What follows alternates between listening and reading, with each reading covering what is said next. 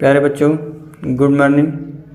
आप सभी का प्रगति कोचिंग संस्थान में स्वागत है। प्यारे बच्चों, मैंने आपको शुरुआत किया था श्रीवास्तव प्रगति कोचिंग सेंटर के नाम से, और आप तक पहली वीडियो मेरी पहुंची, और फिर ट्रिग्नोमेट्री की चैप्टर वाइज पहली क्लास फर्स्ट की वीडियो मैं आप तक प्रोवाइड कर चुका हूं। उसके आगे क्रम में मैंने आपसे ये वादा किया था बच्चों कि मैं जो है पूरा कंटिन्यूअसली रूप से जो है आपकी सारे सिलेबस को, मैथ के specially class 9th and class 10th के, तो मैं सारे सिलेबस को सिलेबस में मैथ और साइंस के सारे चैप्टर्स को आपको दूंगा। और उसी क्रम में मैं धीरे धीरे आपको आगे बढ़ाते हुए क्लास 10th का मैंने ट्रिग्नोमेट्री इंट्रोडक्शन वीडियो आप तक पहुंचाया, और आशा करता हूं कि आपको पसंद आया होगा।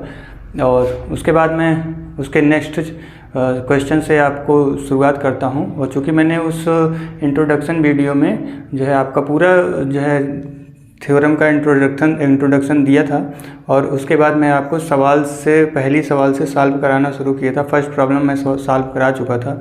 उसमें मैंने आपको ये पाइथागोरस थ्योरम के बारे में इंट्रोड्यूस किया था। तो इसके आगे मैंने बताया था कि जितने भी सवाल हैं वो सारी बेस्ड हैं पाइथागोरस थ्योरम पे। अगर हमको अच्छे से वो सारी चीज़ें आ जाती हैं तो ये सारी सवालों को हम लोग अप्लाई कर लेंगे। तो अब हम आपको आपके चैप्टर 8.1 से 8.1 के मैं दूसरी सवाल से सॉल्व कराना शुरू कर रहा हूँ। अप्रैल से मैंने आपको इंट्रोडक्शन वीडियो दिया। फिर उसके बाद मैंने आपको जैसा वादा मैंने किया था कि मैं आपको क्लास 9th और क्लास 10th की मैथ्स की सारी वीडियोस, सारे सॉल्यूशंस के साथ मैं आपको दूंगा। उसी के क्रम में बच्चों हमारी मेहनत और हमारा प्रयास जारी है, जिसके हिसाब से मैंने उस दिन आपको जब चैप्टर 8 मैंने पढ़ाना शुरू किया तो मैंने बताया कि बच्चों ये ट्रिग्नोमेट्री का जो चैप्टर 8 है ये काफ़ी बच्चों का उलझा हुआ टॉपिक रहता है, सबको समझ में नहीं आता है। तो उसके लिए मैंने वो सारे स्टेप धीरे धीरे करके मैंने आपको समझाए, और उम्मीद करता हूँ कि वो फर्स्ट वीडियो आप लोग ने बहुत पसंद किया। और उसके क्रम में मैं अब आपको जो है नए सिलेबस में जो 8 चैप्टर है उसके आगे के सवालों को मैं आपको सॉल्व कराता हूँ। और इसको बहुत ध्यान से देखिएगा बच्चों, ये सारे स्टेप मैं बहुत ही स्लोली करने वाला हूँ ताकि आप सबको जो है बिल्कुल परफेक्ट ऑन द बेस ये सारी चीज़ें आपको क्या हूँ समझ में आ जाएं। इस हिसाब से मैं आपको क्या करूँगा, इस सारे चैप्टर के हर एक सवालों को बहुत ही ब्रीफली डिस्कस करूँगा।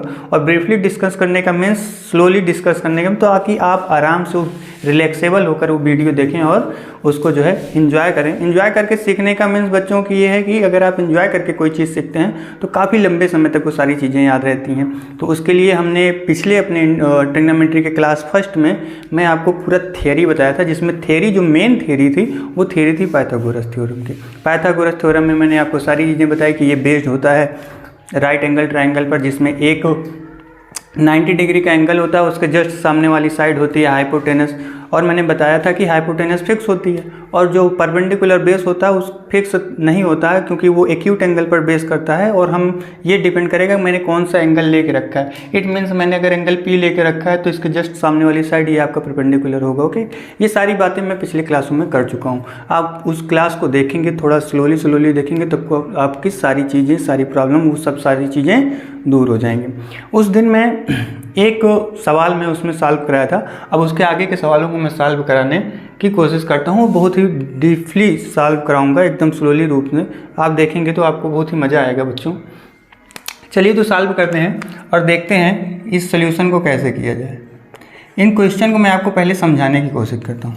क्वेश्चन में दिया गया है इन द गिवन फिगर, मतलब ये फिगर दिया गया है, इसमें हमको वैल्यू फाइंड करनी है tan p और माइनस कॉट r की।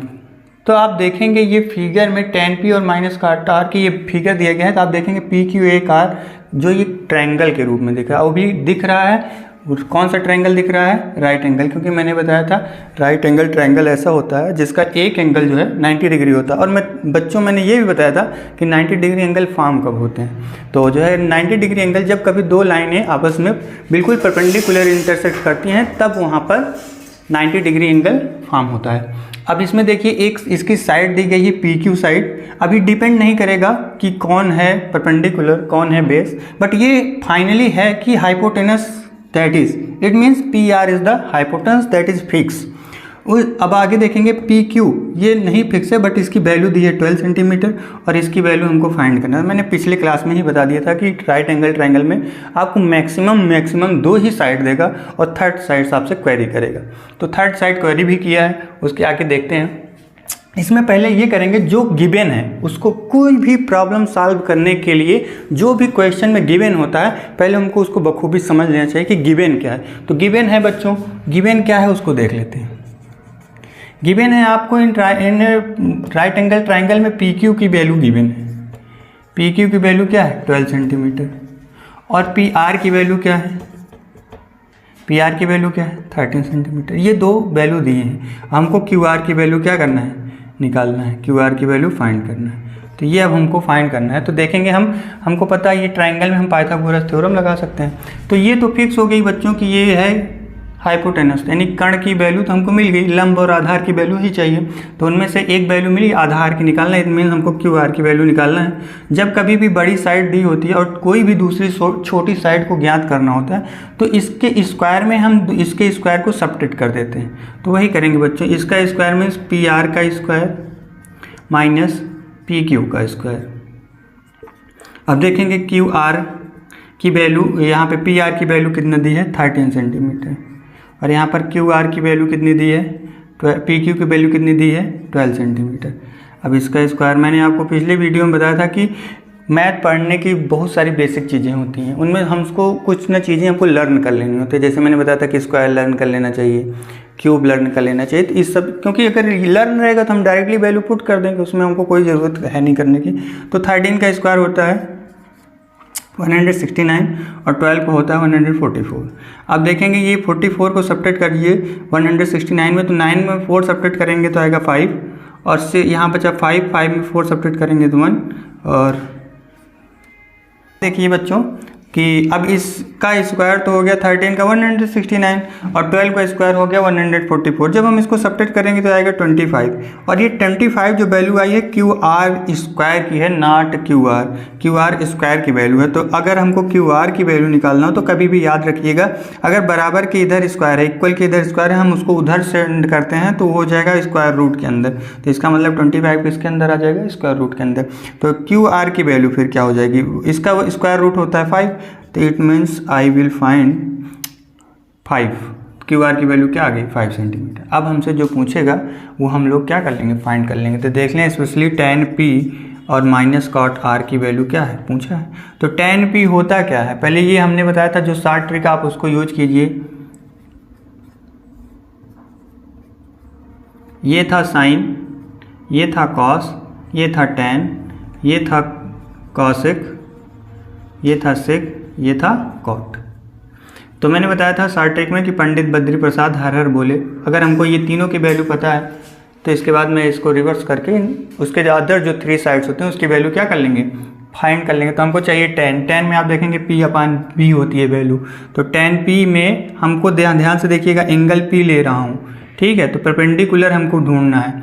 अब अगर p ले रहे हैं एंगल, तो मैंने बताया था इसके जस्ट सामने वाली साइड क्या होगी, क्यू आर होगी परपेंडिकुलर।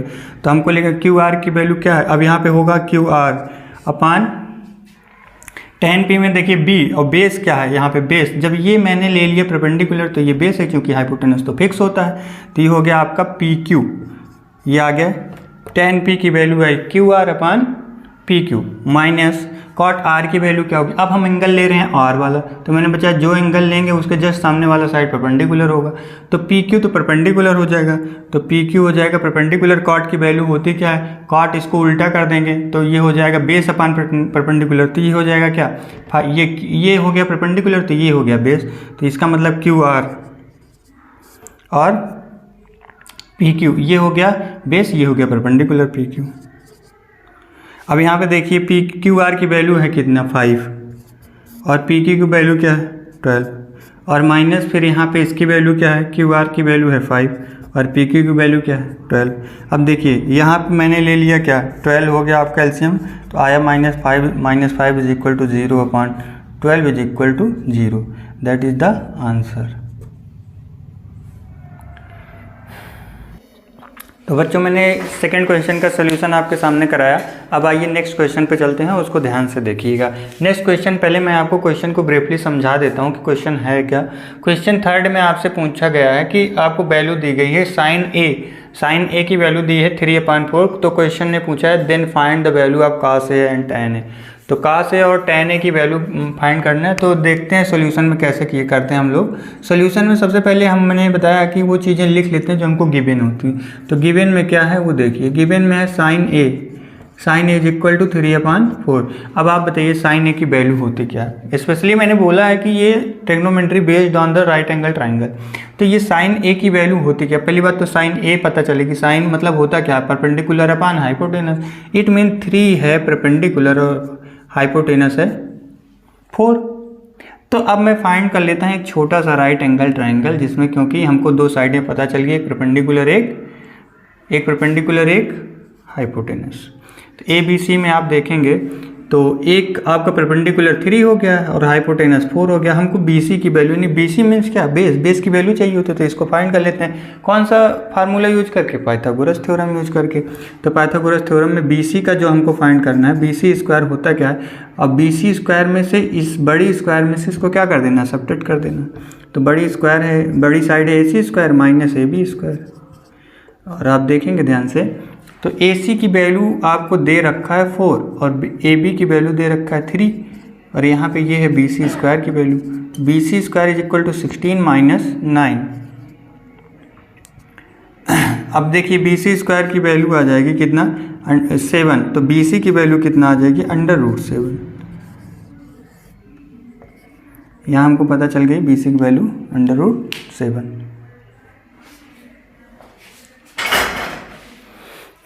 अब आगे आइए देखते हैं कि जब हमको ये तीनों साइडों को मिल गई तब देखते हैं हम लोग कि कौन सा क्वेश्चन पूछा है। cos A की वैल्यू पूछा है। तो cos A होता क्या है बच्चों, मैंने बोला sine cos means B/H। B माने बेस, H माने हाइपोटेनस। B क्या है, तो B/H। अब देखिए कौन सी वैल्यू ले रहे हैं हम लोग ना, तो ले रहे हैं cos A मीन्स ये वाली वैल्यू ले रहे हैं। तो इसके लिए परपेंडिकुलर तो BC होगा, तो लिख लेता हूँ यहाँ पे BC/। और होता क्या है, हाइपोटेनस मीन्स AC मतलब क्या हो गया, ये AC वाली साइड इसकी वैल्यू 4 दी गई, इसकी दी गई √7/, BC की वैल्यू √7 हो गया और AC की वैल्यू हो गया 4। तो ये आपका cos A की वैल्यू आ गया √7/4। नेक्स्ट आप देखिएगा tan A की वैल्यू पूछा है। tan A मीन्स होता क्या है, tan माने होता है tan P/B का होता है। हाँ, तो P/B के लिए मैं देखूंगा A लूँगा, तो A के लिए मेरा यही होगा, A एंगल A है तो इसके लिए परपेंडिकुलर यही होगा। ओके, तो आगे देखते हैं होगा क्या इसका BC/ और B बेस क्या होगा, जब परपेंडिकुलर हो गया बेस होगा AB। तो बच्चों बेस हो गया AB।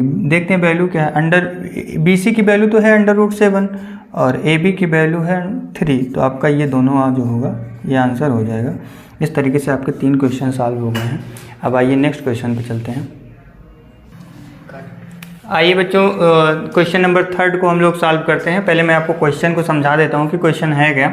क्वेश्चन में बोला है कि if sine A is equal to 3/4 then find the value of cos A and tan A। Very easy question है, तो इसको हम लोग डिस्कस कर लेते हैं। पहले मैंने आपको बताया कि जो भी क्वेश्चन में आपका गिवन है वो चीज़ें मैं आपको पहले लिख लेता हूँ। सॉल्यूशन में आप जब भी एग्जाम में आप कहीं कोई एग्जाम देते हो तो आपको सवाल लगाने का पैटर्न ऐसे ही रखना चाहिए कि पहले आप गिवन करिए कि आप गिवन है क्या, उसको देखते हैं। तो साइन A की वैल्यू हमको गिवन है, sine A is equal to दिया 3/4। तो आप देखिए साइन बराबर होता क्या है, साइन बराबर P/H होता है। इट मीन्स हमको 3/4 के रूप में P/H की वैल्यू दी है। इसका मतलब 3 हो गया P और 4 हो गया H। तो H तो हाइपोटेनस हो गया, परपेंडिकुलर हो। एक ट्राइंगल हम लोग फॉर्म कर लेते हैं ABC का, ABC। अब ध्यान देखिएगा इसमें साइन A लिया गया है। अगर हम साइन A लेते हैं, मैंने बोला जो एंगल लेंगे उसके जस्ट सामने वाला क्या होगा, परपेंडिकुलर हो। इट मीन्स BC परपेंडिकुलर हो जिसकी वैल्यू 3 दी गई।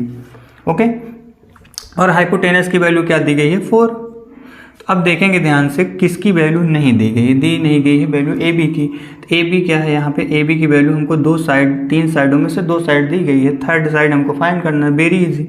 AC ये देखिए जिसकी नहीं दी AB स्क्वायर की वैल्यू हमको फाइंड करना है। AB square is equal to AC square minus BC square, यही हम लोग कर लेते हैं।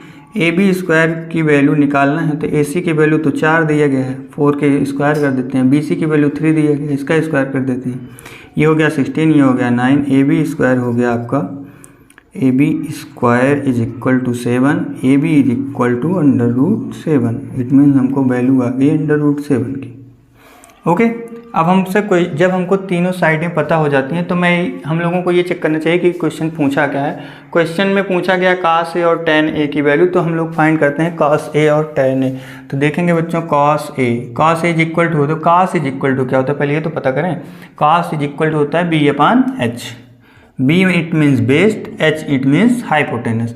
और चूंकि जब हम लोग A एंगल लेके रखे हैं तो परपेंडिकुलर तो BC हो गया भाई साहब, और जब परपेंडिकुलर BC हो गया तो परपेंडिकुलर BC हो गया तो बेस क्या हो गया, बेस हो गया AB। तो यहाँ पे हमको चाहिए वैल्यू किसकी, AB की। हाइपोटेनस की वैल्यू सीधी सीधी AC देख ही रहा है। तो अब देखिए AB की वैल्यू है क्या, √7 और AC की वैल्यू क्या है 4। tan A की वैल्यू देखिए, tan A की वैल्यू जो होगी वो tan इज इक्वल टू होता है P/B। अब जब हम A एंगल लेके रखेंगे तो जो सामने वाला साइड जो होगा BC वो परपेंडिकुलर होगा, उसी की वैल्यू हमको चाहिए। और B क्या होगा, B मीन्स बेस। तो जब ये परपेंडिकुलर हो गया, ये हाइपोटेनस हो गया, जो बचा वो बेस ही है। बेस है क्या AB, और इसकी वैल्यू है क्या, इसकी BC की वैल्यू है 3, इसकी वैल्यू है √7। ये आपका आंसर हो गया। आप इसको आसानी भाषा में समझ सकते हैं। अब आप देखिए, आपका 3 क्वेश्चन मैंने सॉल्व करा दिया। आइए नेक्स्ट क्वेश्चन पे चलते हैं।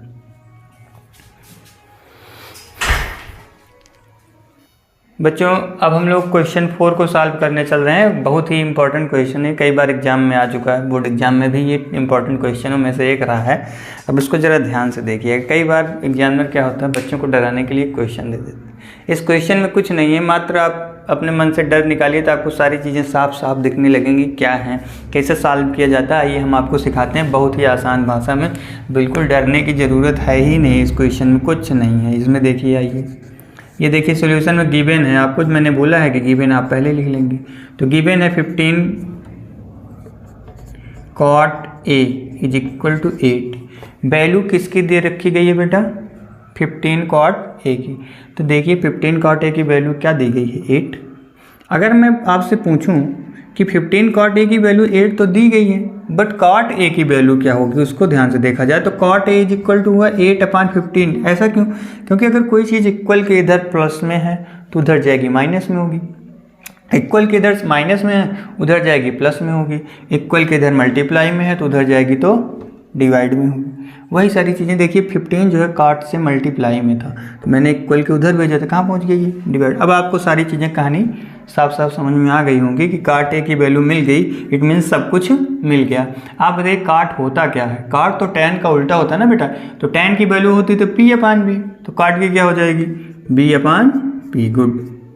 तो B/P का मतलब क्या हो गया, बेस हमको मिल गया और परपेंडिकुलर मिल गया। चाहिए क्या, चाहिए हाइपोटेनस, उसी की तो कमी है, कमी उसी की है बेटा, ABC। अब देखिए A लिया है मैंने, तो A के लिए परपेंडिकुलर अगर A लेंगे तो परपेंडिकुलर की वैल्यू है BC का मतलब 15 की वैल्यू यही है, BC वाली वैल्यू ही 15 है। और बेस जब ये 15 हो गया, चूंकि ये तो फिक्स है हाइपोटेनस, तो ये क्या हो गया, ये हो गया आपका B यानी बेस। B की वैल्यू दी गई है 8, तो हमको AB की वैल्यू 8 मिल गई, BC की वैल्यू 15 मिल गई, AC की वैल्यू क्या करना है, फाइंड करना है। कौन नहीं कर पाएगा भाई, AC square is equal to AB square plus BC square. तो AC square is equal to AB square, it means 8 का स्क्वायर प्लस 15 का square. AC square is equal to 8 8 जा 64 प्लस 225। AC स्क्वायर को ऐड कर लीजिए तो ये हो जाएगा आपका 5 में 4 ऐड करेंगे 9, 4 में 2 ये देखिए 2 में 6 ऐड करेंगे 8, 289। AC square is equal to आपका 289 है, तो AC की वैल्यू क्या होगी, क्योंकि स्क्वायर इधर इक्वल के इधर से स्क्वायर हटेगा तो इक्वल के उधर जाके वो स्क्वायर रूट लगाएगा, और AC की वैल्यू जो आप आसान तरीके से पाते रहे नज़र आएंगे वो है 17 सेंटीमीटर। तो ये आप देखेंगे AC की वैल्यू हमको मिल गई 17। जब बच्चों ये तीनों साइडें मिल जाएंगी ना, तो आपको ट्रिग्नोमेट्री आइडेंटिटीज़ में कोई भी क्वेश्चन पूछता है तो आप इसकी सहायता से आप सारे देख रहे हैं, सॉल्व हो ही रहा है। आप भी बहुत ही आसान तरीके से इसको क्या करेंगे, सॉल्व कर लेंगे। हमको पेशेंस नहीं खोलना है, बस इस बात का ध्यान रखना है। आइए देखते हैं कि क्या दिया गया है, पूछ क्या रहा है। तो इसमें हमसे क्वेश्चन आस्क कर रहा है कि साइन ए और सेक ए की वैल्यू, ये तो आप लोग आसान तरीके से कर लेंगे, मैंने इतना सिखा ही दिया है आप लोगों को। तो देखते हैं साइन ए की वैल्यू होगी क्या। तो जब साइन ए पूछे तो पहले ये सोचो कि साइन मतलब क्या होता है। साइन मतलब होता है P/H। तो P क्या है, जब मैं एंगल A लूँगा तो P तो यही हो जाएगा ना परपेंडिकुलर, तो उसके सामने वाली साइड होगी BC, और H क्या है AC। तो BC की वैल्यू क्या है बेटा 15 और AC की वैल्यू है 17। देखो मैं आसान तरीके से आपको साइन ए की वैल्यू लाके आपके सामने रख दिया हूँ। अब किसकी वैल्यू चाहिए, सेक ए की वैल्यू चाहिए। सेक ए इज इक्वल टू होता है क्या, पहले तो ये पता करिए सेक क्या होता है। सेक तो कास का उल्टा होता है ना, तो कास क्या होता है B/H, तो सेक क्या होगा H/B, H/B। अब बताइए कास ए लूँगा तो हमको चाहिए हाइपोटेनस, तो फिक्स है AC, उसके बारे में सोचना नहीं, आंख बंद करके AC लिख लो। उसके बाद B मतलब बेस। बेस को जानने के लिए पहले ये जानो कि परपेंडिकुलर कहाँ है, क्योंकि एंगल A लूँगा तो परपेंडिकुलर ये है, तो बेस होगा AB। ठीक है, आगे देखते हैं। H की वैल्यू है अपने पास 17, AB की वैल्यू है 8। तो इस तरीके से आपका ये दोनों आंसर जो है, ये आंसर आपका ये क्वेश्चन भी पूरी तरीके से समाप्त होता है। अब आइए नेक्स्ट क्वेश्चन। अब आपको नेक्स्ट क्वेश्चन पे ले सकता हूँ। हम इस तरीके से 5 क्वेश्चन को सॉल्व कर चुके हैं, 4 क्वेश्चन को सॉल्व कर चुके हैं, 5वें को सॉल्व करते हैं। और उम्मीद करता हूँ कि ये आप वीडियो एंजॉय करके ही अच्छे से सीखेंगे। ये ट्रिग्नोमेट्री जितनी अच्छे से सीख लेंगे दोबारा कभी भूलने का आपको मौका नहीं मिलेगा, क्योंकि इतने आसान भाषा में मैं इसको बोल के सिखा रहा हूँ। तो उम्मीद करता हूँ कि आपको ये वीडियो पसंद आ रहा होगा। आइए नेक्स्ट देखते हैं। 5th क्वेश्चन में आपको पहले समझा देता हूँ। क्वेश्चन बोला है कि sec theta is equal to 13/12, then find the all trigonometry identities. अगर आपको सेक थीटा की वैल्यू दी गई है तो आपको ट्रिग्नोमेट्री आइडेंटिटीज जितनी होती हैं उन सबको क्या करना है, फाइंड करना है। ओके, तो शुरू करते हैं। फिर वही कहानी बच्चों, वही कहानी जो थी पुरानी। आ जाइए,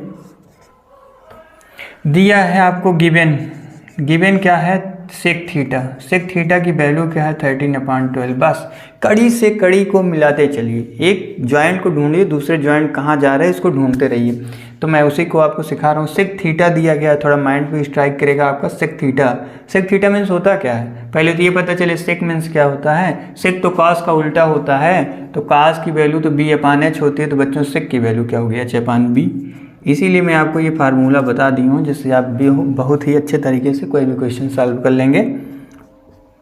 H और B की वैल्यू मिल गई बच्चों।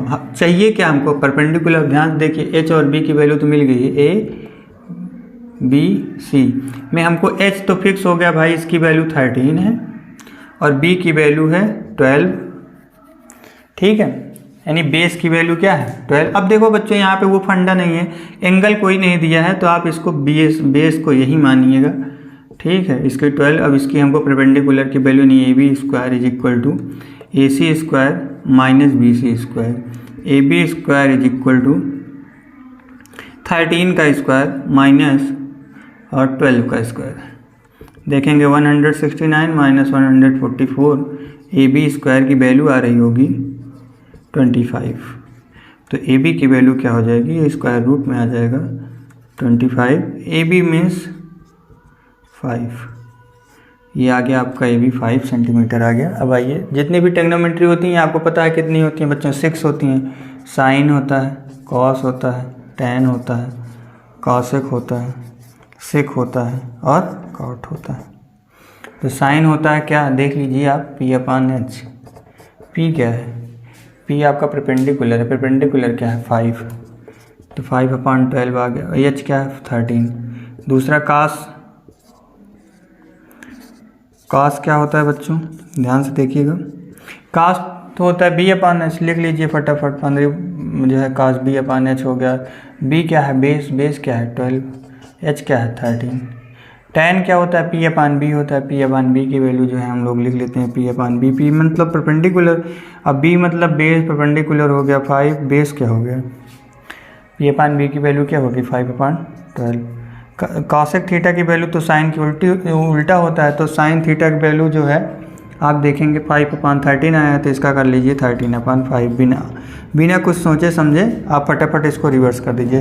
cos थीटा की वैल्यू 12/13 आया तो इसका 13/12 कर लीजिए और आपको ये देखिए 13/12 दिया भी था पहली बात। तो दूसरी बात cot थीटा की वैल्यू होती है 15/12, tan थीटा की वैल्यू 15/12 निकालें तो cot की हो जाएगी 12/5। इसी तरीके से देखिए साइन का, cos का, tan का, cosec का, sec और cot, ये 6 के 6 मैंने सारी आइडेंटिटीज़ की वैल्यू को फाइंड कर दिया और आप देखेंगे ये सारे क्वेश्चन आपको समझ में आ रहे होंगे। आइए नेक्स्ट क्वेश्चन की तरफ चलते हैं।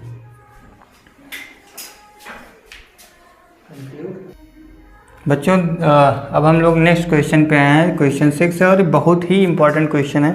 कई लोगों को ये क्वेश्चन, कई बच्चों के लिए परेशानियों का सबब रहता है कि जैसे ही क्वेश्चन देखते हैं, कभी कभी बच्चों ये होता है एग्जाम में यही क्वेश्चन सेम टू सेम आ जाता है और बच्चे जो थोड़ा अपनी स्किल नहीं डेवलप कर पाए होते हैं, इस क्वेश्चन को देख के तुरंत वो हड़बड़ा जाते हैं। तो हड़बड़ाने से कुछ नहीं होता बच्चों, जहाँ भी रहें, जिस एग्ज़ाम में रहें, patience is most powerful weapon. Patience को आप अपने पास रखिएगा। तो पेशेंस अगर आपके पास है तो बड़ी बड़ी समस्याओं का निदान आपके साथ हो सकता है। कहते नहीं कि धैर्य अगर किसी के पास है, किसी के पास पेशेंस है, तो किसी भी समस्याओं को आसान तरीके से सुलझा जा सकता है। तो आइए देखते हैं इस क्वेश्चन को कैसे किया है। तो मैंने बताया क्वेश्चन में बहुत सारी बारीकियां हैं, उनको मैं पढ़ के आपको बता रहा हूँ कि क्वेश्चन बोला है कि if angle A and angle B are acute angle, अगर कोई एक ट्रायंगल में दो एंगल जो हैं एक्यूट एंगल हैं और उसमें इसकी side cos A equal to cos B की साइड्स क्या है, इक्वल है, तो आपको प्रूव करना है कि उनके एंगल भी क्या होते हैं, इक्वल। तो गिवन है क्या, cos A is equal to cos B। अब cos A में अगर ये देखेंगे आप एक्यूट एंगल, मैं आपको बना के दिखा रहा हूँ राइट एंगल ट्रायंगल में, ये है A B C। अब बोले एंगल A ये है, एंगल B ये, अभी बोले ये दो एक्यूट एंगल हैं तो हमको देखना है cos A दिया गया, cos A की वैल्यू होती क्या है, B/H। B/H इधर भी होगा, B/H इधर भी होगा, ठीक। तो B की वैल्यू क्या है, आप देखें B की वैल्यू है क्या है। अगर आप cos B देखेंगे इट मीन बेस, तो A लेंगे, एंगल A लेंगे तो परपेंडिकुलर ये होगा तो बेस होगा AC और हाइपोटेनस होगा AB, ठीक ना बच्चों। आगे देखेंगे अगर हम लेंगे क्या इसके लिए बेस, फिर देखेंगे अगर मैं बेस लूँगा cos B के लिए, तो अब एंगल B लेके रख रहा हूँ मैं, एंगल B के लिए तो परपेंडिकुलर ये होगा तो बेस क्या होगा, ये बेस क्या है BC और परपेंडिकुलर हाइपोटेनस क्या हो जाएगा AB, ठीक बच्चों। तो आप देखेंगे कि ये दोनों साइडें मैंने इक्वल करके कास की वैल्यू को फाइंड कर लिया। अब ध्यान से देखेंगे इक्वल के इधर AB है, इक्वल के इधर AB, इसको मैं आसान से काट दे रहा हूँ। अब बचा क्या अपने पास बच्चों, AC is equal to BC। It means इसका मतलब आप ध्यान समझिए AC is equal to BC। ये क्वेश्चन ये चीज़ें ये बता रही हैं कि इस ट्रायंगल में दो साइडें इक्वल हैं। वो कौन कौन सी साइडें हैं, एक साइड है AC और एक साइड है BC। इसका मतलब क्या हुआ, ये जो है AC BC साइड्स के एकदम इक्वल है। आप आगे चल के कंस्ट्रक्शन जब कोई चैप्टर पढ़ेंगे, रचनाएं, तो उसमें आपको ये बताया जाएगा एक त्रिभुज में कि अगर किसी त्रिभुज की दो भुजाएं, दो साइड बराबर हैं तो उसके जस्ट सामने वाला एंगल भी क्या होता है, इक्वल होता है। ये आपको आगे पढ़ाया जाएगा। फिर से सुन लीजिए कि उसमें ये बताया जाएगा कि किसी त्रिभुज में अगर कोई दो साइडें क्या हैं, इक्वल हैं, दो साइडें इक्वल हैं तो उसके सामने वाले एंगल भी क्या होते हैं, इक्वल होते हैं। जैसे आप यहाँ मैं आपको बना दे रहा हूँ, जैसे मान लीजिए ABC। अगर मैं बोल दूँ इस फिगर में AB is equal to BC है, ओके। अगर AB की वैल्यू BC के बराबर है तो it means I say that इसके सामने वाला एंगल C, इसके सामने वाला एंगल B, इसका मतलब angle B is equal to angle C होगा। ये कंस्ट्रक्शन चैप्टर का एक क्वेश्चन है, ठीक। तो अब आप देखेंगे यहाँ मैंने AB से AB कैंसिल कर दिया क्योंकि ये इक्वल था। अब इधर देखिए, इधर भी C कॉमन है, इधर भी C कॉमन है, तो कट जाएगा। तो बचेगा क्या, angle A is equal to angle B। और यही आपको क्या करना था, प्रूव करना था। चूँकि एंगल A एंगल B लिख गया है क्योंकि ये दोनों पहले से ही क्वेश्चन में एक्यूट एंगल बोले थे, तो ये आप प्रूव कर सकते हैं ऐसे कि ये सारे क्वेश्चन प्रूव हो गए। तो बच्चों आज मैंने आपको अपनी क्लास में ट्रिग्नोमेट्री चैप्टर को आगे बढ़ाते हुए 6 क्वेश्चन तक सॉल्व करा दिया है। अब आप इसी तरीके से आपको ये सारी चीज़ें मिलती रहेंगी। पूरा जानकारी मैं आपको बता देता हूँ कि अगर सोमवार को मैं आपकी क्लास 10th का वीडियो रिकॉर्ड करूँगा और फिर उसमें मैथ आपको पढ़ाई जाएगी। फिर नेक्स्ट डे 9th क्लास वाले बच्चों के लिए आएगी वीडियो। फिर उसके बाद इंग्लिश ग्रामर की जो वीडियो आएगी 9th और 10th दोनों के लिए कॉमन होगी। एक दिन मैं आपको स्टैटिक जीके पढ़ाऊँगा, जिसमें मैंने आपको पहले से वादा किया है जीके करंट टेबल होते हैं जो कि वर्तमान में चल रहे हैं और जो पहले घटनाएं घटाई जा चुकी हैं या घट चुकी हैं, तो वो सारी चीज़ें होती हैं, उनके बारे में मैं आपको वीडियो लेके आऊँगा कि उसमें सबसे मेन चैप्टर होगा जियोग्राफी का। वो जियोग्राफी आपकी आएगी बहुत ही शानदार तरीके से।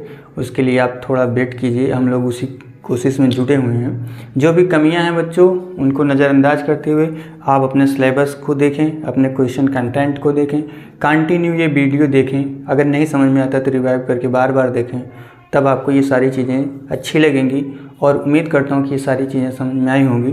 तब तक के लिए आप सबको जय हिंद। और हमारे इस वीडियो को, हमारे इस चैनल को लाइक करें, शेयर करें, सब्सक्राइब करें, ताकि हम अपने सामने और भी आपके सामने और भी अच्छे अच्छे कंटेंट लेकर आएँ। Thank you so much.